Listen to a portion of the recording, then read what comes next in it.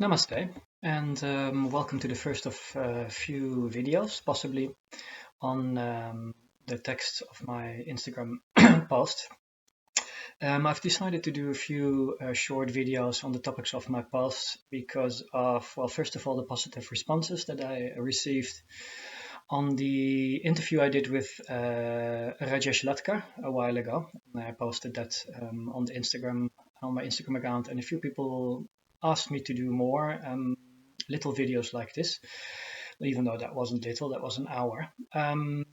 I thought about that and thought for myself it was also a good idea because I do feel a bit of frustration with the posts I'm doing as a result of not being able to say in detail what I've experienced and what I see in the quotes that I'm dealing with. Purely due to the, or as a result of how short I would like to keep the posts on Instagram. An added feature is that I also wanted to maybe speak a bit longer about the link between the photos and the captions of my posts, because there's always a link. I always thought about why that photo with that caption, and I don't have the space again in Instagram to say anything about that. So yeah, as an introductory post, I have chosen the post I did on the 12th of November. Just because it's the text is not really going into details and it addresses a few general things that I'm passionate about and that I post about. So I thought I can use that post then as a bit more of an introduction into the general fields that I work with. So on the 12th of November, I posted a photo of a woman sadhu, so a woman ascetic in India, sitting on the ground, and it looks like half of her dreads, jata, that's the Indian term. She's sitting on it and she's sipping a bit of tea.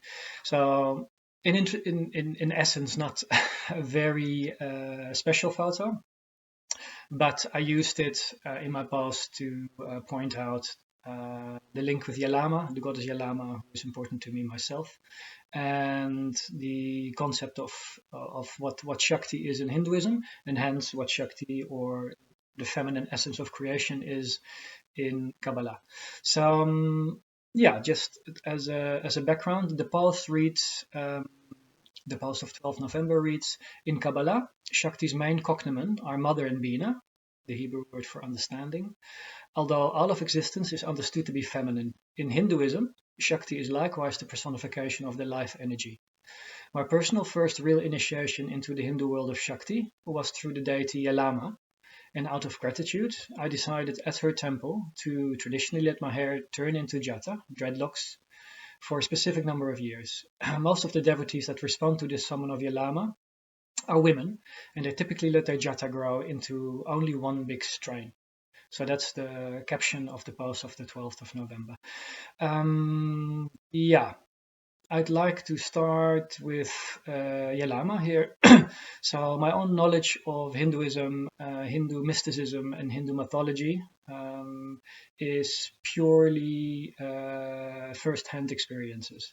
I have read, of course, over the years a lot on Hinduism, but for me, the strongest experience have always been in Indian temples, which the vast majority of the ones that I have visited are Hindu temples, but of course I've also visited many Buddhist gompas and monasteries and temples, and been to most of the Jain pilgrimage places in India as well. So at the outset, to state that I am not a follower of a particular doctrine. I'm also not so much interested in laying down a doctrine or laying down some dogmatic teaching. I'm mostly here to share what I've witnessed and what to me has been a lifetime of absolute wonder and amazement. And because of my personal, maybe a bit more special perspective, as in incorporating linguistic Kabbalah into Hinduism and Buddhism, I thought that might be interesting for other people as well. Hence these posts. So to start with Hinduism. To me, what happened in the late 80s, which was the first time I went to India, and I went back like 20 or 30 times subsequently, it was all about the temples and the powers in the temples. It's a very long story, and this is not the place for it. I've described this whole process in my first two novels, the first being To Kailash and Beyond, and the second is called The Absence of Direction. In these books, I describe basically how I got into contact with the numerical side of Hinduism, which at that time I did not know was even existent. So to me, what happened in the temples was that I found that I was able to, or after being overwhelmed by the powers of the temples, I felt that numbers came to me, as in a certain temple I felt to be affiliated with a certain number, which of course turned out to be linked to the deities, the gods and goddesses of the specific temples. And was something I had never read about and also wasn't expecting. So it turned into my own numerical journey, which in the end took 5 years of traveling in India to all kinds of different pilgrimage places, be they temples or sources of rivers or holy mountains, etc., etc., just to find out for myself how these numbers actually functioned and if they were real or imagined. So to cut a very long story short, the first number that I got really in contact with was the number 9, which to me always turned out to be affiliated with Shaivite temples. After visiting most of the most important Shiva temples, as in the Jyotirlinga and of course the place where Shiva is supposed to live, Mount Kailash in Tibet, specific temples in Nepal, of course, as well. After all that, somehow, the cup was running over, and I felt like I could expand my interactions with the numerical beings, as it is called in Kabbalah. And I ended up, in the numerical regions of other of the main deities. Slowly, this also started to incorporate Shakti temples, which initially I knew very little about. And my first, my first link wasn't really with that side of Hinduism. As I write down in the text of this post of the 12th of November, my first real initiation into the whole Shakti side of Hinduism was at the Yelama temple. And I'm talking about the Yelama temple in Saundatti, Karnataka, which is an important Yelama temple. As a side thing there is that the Yelama temple draws a lot of devotees, feminine devotees, and they all have very long jata, long dreadlocks, and they usually can be identified by the fact that I only have one dread. So it's like a massive dread.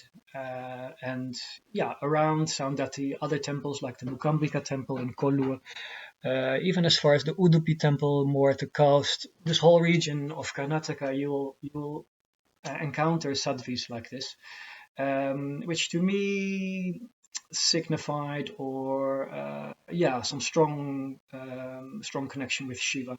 So this, of course, is a personal link I made there. It's something I felt and I acted upon, because traditionally Yelama is not linked to Shiva. Of course, Yelama is more in the realm of Vishnu, as part of her being affiliated with Parashuram, which is one of the incarnations of Vishnu. There's a whole story there which is fascinating. The myth itself is fascinating.